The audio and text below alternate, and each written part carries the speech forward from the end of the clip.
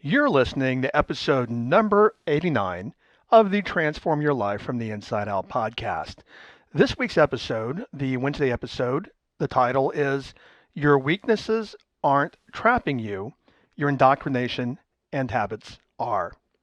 If you find that you keep, falling back into your old patterns over and over and over again, and then you make it mean something about you, like for example, you say things like I'm weak and etc., you're going to love this episode. Stay tuned. Hi, I'm Jim Fortin, and you're about to start transforming your life from the inside out with this podcast. I'm widely considered the leader in subconscious transformation, and I've coached super achievers all around the world for over 25 years. Here, you're going to find no rah-rah motivation and no hype, because this podcast is a combination of brain science, transformational psychology, and ancient wisdom all rolled into one to take your life to levels you've never thought possible. If you're wanting a lot more in life, to feel better, to heal, to have peace of mind, to feel powerful and alive, and to bring more abundance and prosperity into your life, then this podcast is for you, because you're going to start learning how to master your mind and evolve your consciousness. And when you do that, anything you want then becomes possible for you. I'm glad you're here. Okay, so your weaknesses aren't trapping you, your indoctrination and habits are. Full transparency here. For any of you that are content creators, online trainers, marketers, you probably, like me, have a content calendar. And this is just part of my content calendar, the Wednesday episode, and they correspond to videos. And when I read this headline, I'm like, okay, what am I going to do with it to make it interesting and to give people takeaways? And I want to go, two different places with this episode, because I want to talk about what we call you may call your weaknesses, and we'll look at that, and then your indoctrination and habits. So a question for you, how many times have you tried to change before and failed, and then you've said something and you've made it mean something about yourself? Like, you know what? I'm so weak. I have no willpower. I just can't trust myself. I'm not going to do what I say I'm going to do anyway, and etc. Does any of that ring a bell to you? And if it does, like for most of you, especially people that diet, which diets don't work, whole different episode, but people that diet will say things like, you know what, I'm just so weak, I have no willpower. And really, everything which you've heard before, you've heard me say, everything comes down to habits.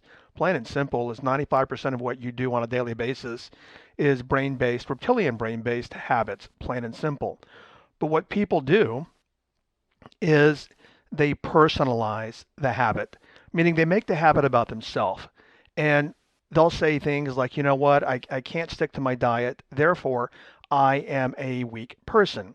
Well, if you're not sticking to your diet, that's simply a brain-based habit, reptilian brain-based habit. And I keep throwing the word reptilian in there so that we're on the same page, because your prefrontal cortex, your thinking part of the brain, is not responsible for your habits. The oldest part of your brain, the reptilian part of the brain, is. But the takeaway is that you personalize. Be very clear. Anytime that you attribute some kind of label to yourself based upon not being able to change a habit, you have then personalized that habit. And I'll talk more about that in just a little bit. As well, I have created a few other episodes on habits, so I'm not going to go back over the mechanics of habits here. If you scroll, I'm not sure where you're listening, whether it be, I think it's called Stitcher or iTunes. One of the first episodes on iTunes, one of the top, or the first 5 episodes, is on habits. And what I said in that early episode on habits, listen very carefully here, is that you are not your habits. Let that sink in. You can even say, I am not my habits. I mean, habits comes from, your habits come from the reptilian part of the brain, but you're not the habit. It's just something that your brain does for you. And I want you to notice above what I was talking about when I was saying that, most likely you personalize your habits. You're making your habits about you. And here's something very simple that I want you to get, is that your habits are not about you. Habits are simply habits, plain and simple. And let that sink in as well. So in the headline, we talk a little bit about, or the headline is about indoctrination and habits, and there are other episodes. But let me give you an example here so that you stop personalizing your habits and making them about you.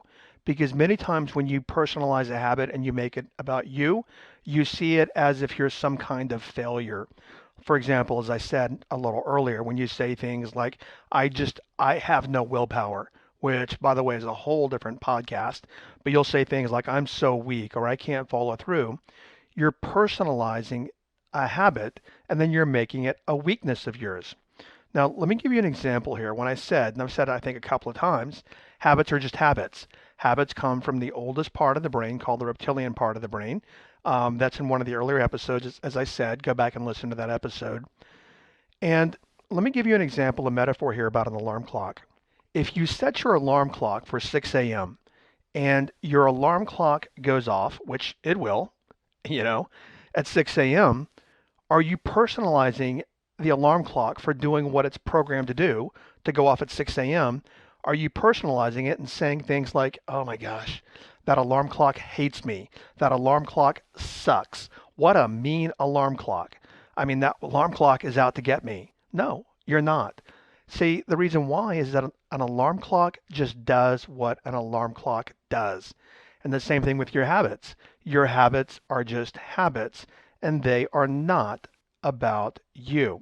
So I want to go a different direction here, but before I do, your takeaway is do not personalize your habits and then make them some negative characteristic or quality about yourself, which I had just alluded to, meaning, whatever habits you have, you don't want to go back into, I am a weak person, or I just have no willpower, or I can't do it, or I always fail, because you're simply just personalizing the brain, the reptilian part of the brain, and what it does.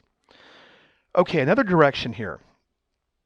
So the headline of this episode is Your Weaknesses Aren't Trapping You, Your Indoctrination and Habits Are. And we just talked a little bit about habits, and I referred you over to the episode on habits, and I think I might even have 2 or 3 episodes on habits. But what about indoctrination?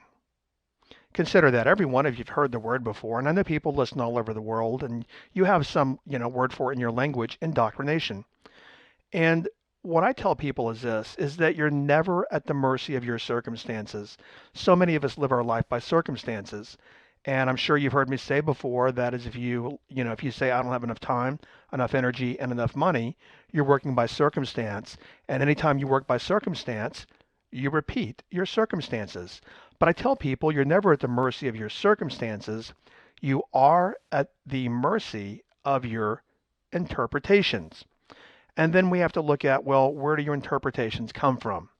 Let me give you a quick example that I've used before in this podcast. And I find it to be a very appropriate, very salient, and just very, when you hear the example, you get it. It makes perfect sense. Now, I'm sure that all over the world there's some variation of this, but here in the United States, we as children are marched out, generally speaking, I think probably 9 out of 10 kids, we are marched out and we are taught to say in kindergarten or first grade, the Pledge of Allegiance. When I was a kid, a small Texas town, they'd take us outside in the morning bell, and all the kids would line up and we would actually put our hands over our heart, look at the flag, and say, I pledge allegiance to the flag of the United States of America. Now, when I was 5 years old, what I want to point out is that when I was marched outside and I did this, I was being indoctrinated with nationalism and patriotism. But being a 5-year-old, I never said, hey guys, what's going on here? Are you guys indoctrinating me? I never said that. I just did what I was led to do at 5 years old.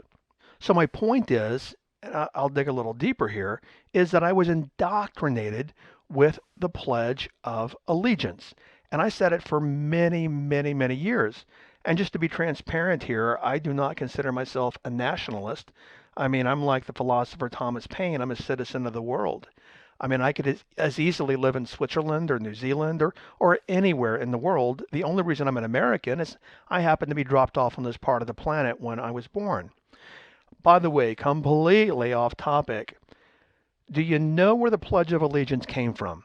And if I ask 1,000 people, I bet you 1,000 people would know. The Pledge of Allegiance, now you patriotic Americans, brace yourself. The Pledge of Allegiance was created back in the 1880s, I believe, I'm not sure the exact year, but I'm sure of the story. The Pledge of Allegiance was created by a flag company in the United States. They wanted to sell more flags, so what they did is they created this marketing campaign where people would say the Pledge of Allegiance. Therefore, what they wanted is people to buy more flags. Now, believe me, don't believe me, but you know what? Go to Mr. Google, look it up, and you will find that to be true. Okay, back to the topic of the week.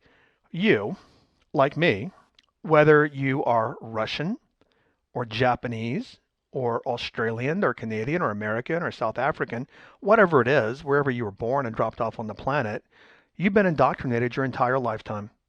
You've been indoctrinated about what it is to be part of your nationality. And this episode is not about, for example, you're also indoctrinated with whatever religion you are. And the episode's not about that, but let me give you an example. I used to live in New York City, and forgive me, no disrespect intended, but the I think it's Orthodox Jew that the men wear like all black and all white, very simple, no buttons, nothing fancy, and the little boys have curls, and I think the top of their head, the hair is cut really short. Forgive me if I do not get the denomination correctly. But I remember watching this little boy one time, and he was with his dad, and we were in Lower Manhattan near Wall Street, and we were in a store, and they were just chatting back and forth in line in front of me. And my whole point here is this. As I looked at that little boy, my thought is, you know what? If he were born in Texas, where I was born, guess what? He'd probably be a Baptist because that's how I was indoctrinated in South Texas. But you know what? Given the parents that he has and being born where he was born, I bet you, 7 years old, he's never said, "Hey, Dad, I really thought about this Jewish stuff. It doesn't work for me, Dad. I think I'm going to convert and I think I'm going to be Catholic." No, it doesn't happen. Why? Because we're indoctrinated, and then what we do is we don't ever question the indoctrination. So where I really want to go in this episode is not about religion or nationality or patriotism or any of that. But what have you been indoctrinated with that has kept you weak and kept you down and kept you without things in life that you want? And specifically, what have you been indoctrinated with about health and money and your thoughts about health and money? Many years ago, when I was a hypnotist, and people would come to me, predominantly women, for weight loss. And this one woman, I was chatting with her one day before we did her formal hypnosis session, and I said, "Tell me things that you heard in your house things you can remember when you were 5, 6, 7, 8 years old. Tell me what you heard in your house about weight." And I'm thinking here as I go through this because again, these are not canned episodes. But I also asked her. I said, "Have you been overweight your entire life?" Okay, here we go. Yeah, I said, "Have you been overweight your entire life?" She said, "Yes, since a little girl." And then I said, "Tell me what you heard about weight." And she said things like, "We're Italian. That's what we do. We eat. It's healthy to eat. We love pasta," and several other things that she said. But the whole point is that she was indoctrinated with her belief systems about what weight was. And I said many years ago, it's not 100% because we have genetics, but I said many years ago is that we learn to be unhealthy and we learn to be overweight. And I don't know, it was 10 years ago or so. I think it was Time magazine, and the title was something like Obesity is Socially Contagious, meaning people learn it through indoctrination. We learn every bit of this through indoctrination. And I know that when you hear the word indoctrination, many times we think that people are being strapped in a chair and they're forced to watch something or, you know, maybe some kind of political indoctrination or whatever. But plain and simple, indoctrination is you just going through your life and it's things that you hear over and over and over from your social environment, your friends, your family, your religion, whatever, and things that you say to yourself. When you talk to yourself, which we do, and I've never read any like consistent evidence on how many thoughts we have per day, but I know it's multiple thousands. And when you're talking to yourself all day long, "I'm not good at math. I'm not good at math. Money is so hard to come by. I'm always struggling. Why can't I lose this weight?" Women always use the F word. "I'm so fat. I'm so fat. I'm so fat. I'm so fat." Well, quite literally, what you're doing is you're indoctrinating yourself. You're indoctrinating yourself with your self-talk because all this indoctrination over and over and over and over and over and over again, plain and simple, is programming your subconscious mind. So then what we do, as I said, and kind of the title of this episode, is that we're indoctrinated to be a certain way, which means we're programmed to be a certain way, and then we evaluate that way analytically as being weak. Like, I'm just not a good money manager. Money comes, money goes. I just cannot manage my money well. Well, that's nonsense. Well, maybe that happens, but it's nonsensical to think that way because you learned that somewhere in your life. Okay, so back to habits really quickly. Habits are also a form of physical and mental indoctrination.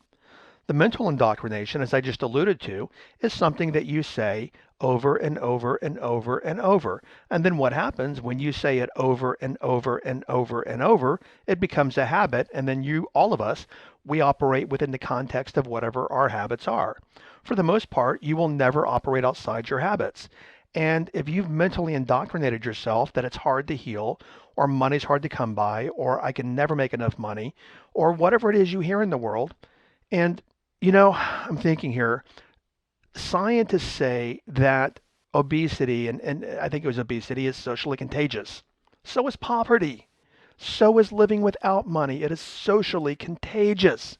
This is why we have fourth generations of families, living on public assistance.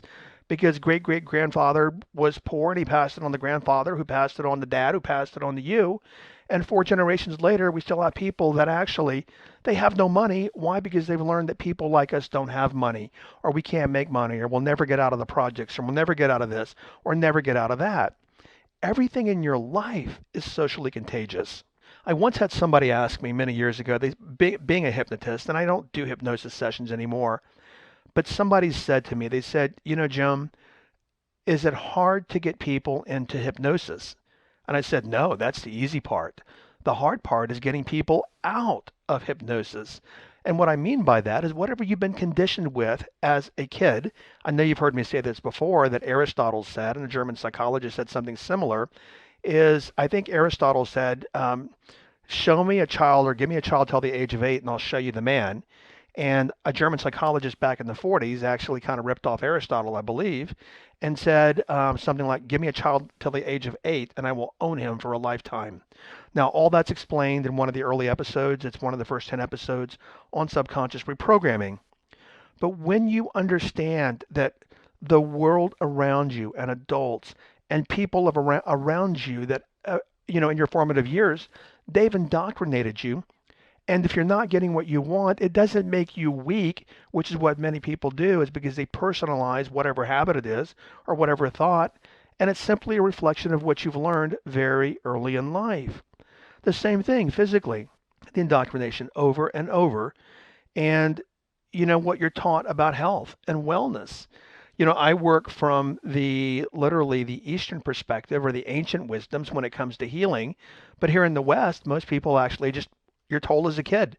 And this is a whole different podcast, but you're told, I was as a kid, you're told as a kid, listen to what the doctor says, do what the doctor tells you to do, etc. And then doctors indoctrinate us with Western medicine about it's going to be hard to heal or take this pill for a lifetime or whatever.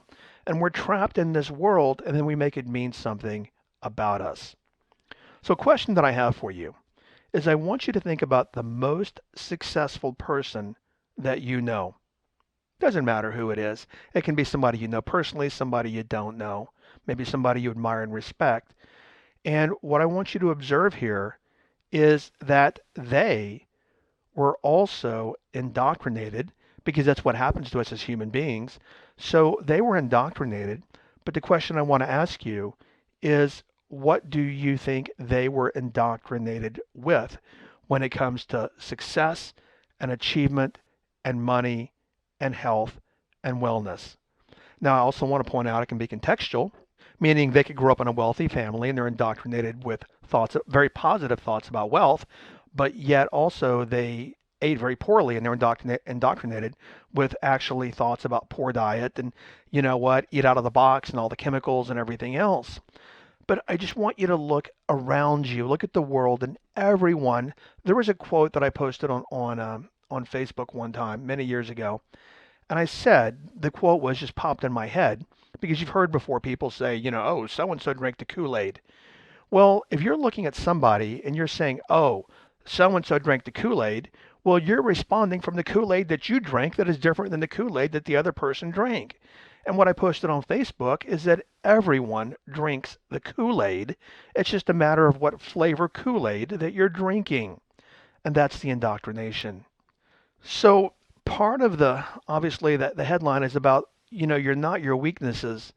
But what I would ask you to do is this, is watch your thinking for a day. Just quite literally pay attention to your thoughts, and even carry a little notebook. And the reason why is because you're going to forget if you don't have a little notebook. And write down how many comments you make about the world and how many value judgments about money and weight and all these things, and in particular, things that you don't have in your life. And I guarantee you're going to see patterns. But here's the thing. You learn those patterns as a child, whether you're 50, 60, 40, whatever you are now. You're literally operating like Aristotle said, or whoever I said earlier, the German psychologist, give me a child till the age of 8 and I will own him for a lifetime. You're operating from the indoctrination you had as a kid. Now, I no longer live in that indoctrination. My father always used to say, and I think the number one line was this: we're not rich. We are not rich. We're not rich. We're not rich. And I heard that day in, day out, day in, day out, till I left for college. I mean, literally, my father was it's like his head exploded with this phrase, and it was just like exploded all over the house for a lifetime. But that's indoctrination. So if you don't have what you want, it's time for new indoctrination. And I strongly suggest you go back to the episode on subconscious reprogramming, one of the earlier episodes here at the podcast. Let me say here also, this podcast is growing very, very quickly. And I want to say thank you. I'm very blessed for the opportunity to be able to create this for you. If you're getting value here, please share the podcast with people that you know, friends, family. As you know, there's no commercials on the podcast. My objective is simply to see how many of you that I can help in the world. If you're new to the podcast, I have enough evidence and enough people saying this that I'm going to tell you. If you're new here, go back to the very first episode and start from the beginning. Because every episode, it doesn't, I don't think it builds on itself, but it's like a jigsaw puzzle. And that every episode is a piece of the puzzle.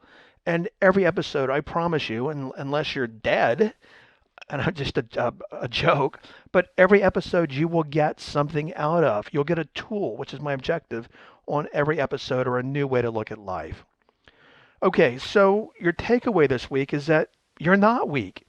Stop personalizing your habits. You are not your habits. You're also not at the mercy of your circumstances. You are at the mercy of your indoctrination.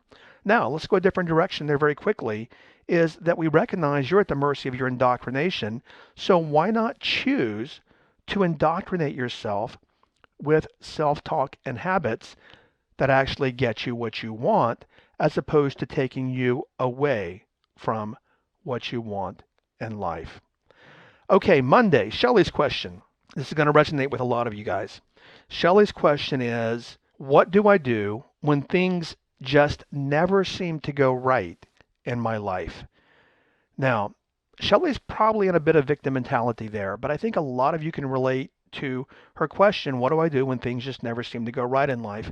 I think a lot of you might be, or you're in the belief system or in the thought that I just need a break, or I just never can get ahead. I can never get my head above water. It just never works out for me. I always have to struggle. Money's just so hard. If anything that I just said resonates with you, then as I say, whatever you do, make sure that you listen to the next episode.